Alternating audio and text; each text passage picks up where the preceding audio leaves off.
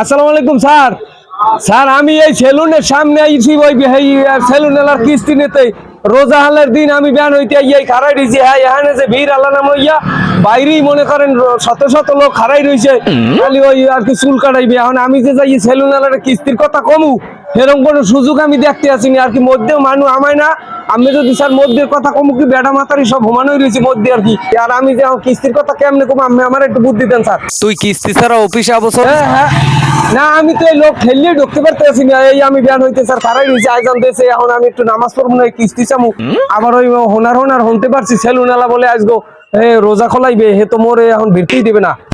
কিস্তি কুস্তি সব মাপ, রোজা খোলাইলো, এইবার যদি থাকে তো টাকা কিস্তি দেবে। আমি যদি কিস্তি না আনতে পারি তা মনে করবেন ওই সেলুনালা একটু রোজা খোলাইবে, এই ইফতারি করিয়া তারা বিপদ হইলেও স্যার আমি কিস্তি লইয়ামু। মনে থাকে জানো? জি স্যার, আমি একটু ওই বোনাসটার দিকে খেয়াল রাখি। আচ্ছা ঠিক আছে স্যার।